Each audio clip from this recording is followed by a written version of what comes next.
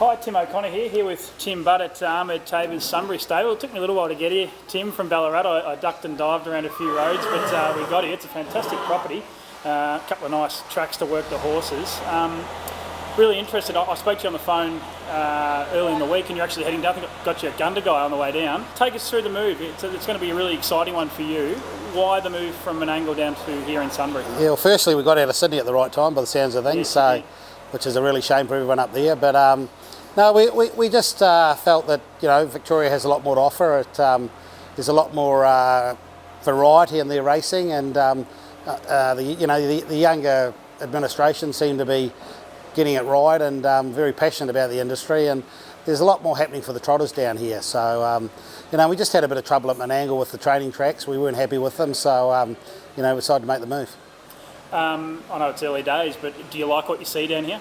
Well, we come down here about a month ago and had a look at Ahmed's place, and we were very impressed with the setup, and that was a catalyst really. We needed somewhere that we were happy with our horses, so couldn't be more happy in that regard. So now we just got to do the job. I think the fact that you're pretty central to a lot of tracks is probably attractive as well for a trainer. Yeah, we spent a lot of time in Melton, over the years with campaigning horses, so we sort of know the Melton, Gisborne, Ballarat area a little bit. So close to town, close to the airport if we need to go anywhere. I think boutique was the word you used on the phone to me. You're going to bring a small stable and hopefully, if all goes well, attack those big races going forward? Hopefully. We haven't got a star-studded team at the moment, but we've got a few handy horses, so we want to build on that. But we're just looking to work about 18 horses and keep the quality, which it's going to take us 6 months, a year to get to that level.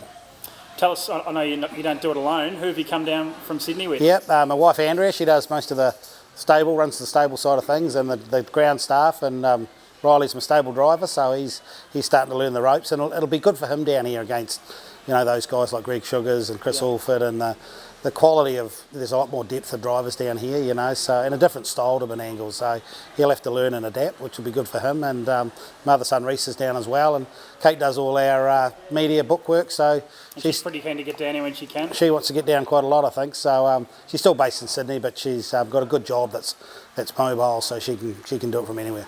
Another thing you said to me on the phone when we were speaking earlier in the week was that you felt Victoria was the spiritual home of harness racing here in Australia. You did make sure you put Australia in there, because I clarified that on the audio recording, but you've had a lot of success here. You must really love the racing down here. Yeah, well, we did. As I said, we're from Canterbury, which is pretty much the home of harness racing in New Zealand, and I think Victoria's got the same sort of style. They're there for the participants, and they're developing all areas of the game. While it's still a struggle, we've got the neighbours, the galloping game, which are so strong. We've got to continue that growth and keep going.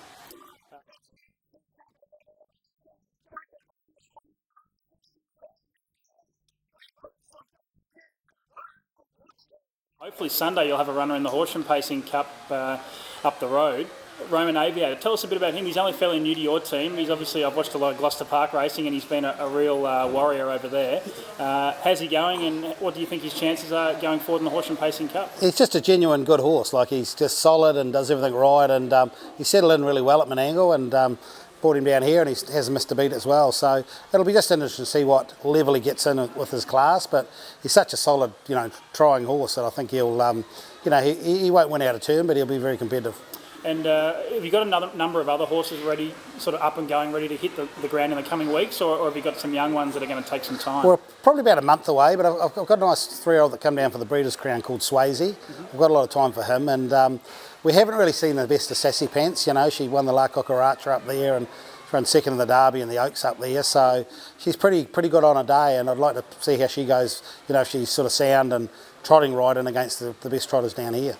Thanks, Tim. Really great to have you down here. You're one of the line of trainers that have come down from interstate and based here. I think Shane Sanderson's absolutely flying at the moment. I think he's 5 or 6 winners from his first 12 starters or something, so hopefully you can start off like him. Yeah, well, Shane and me are good mates, actually. Phil Marsh used to stay with him before I moved here in Sydney, so I'm pleased he's doing so well. Great. Thanks, mate. Good luck. Cheers.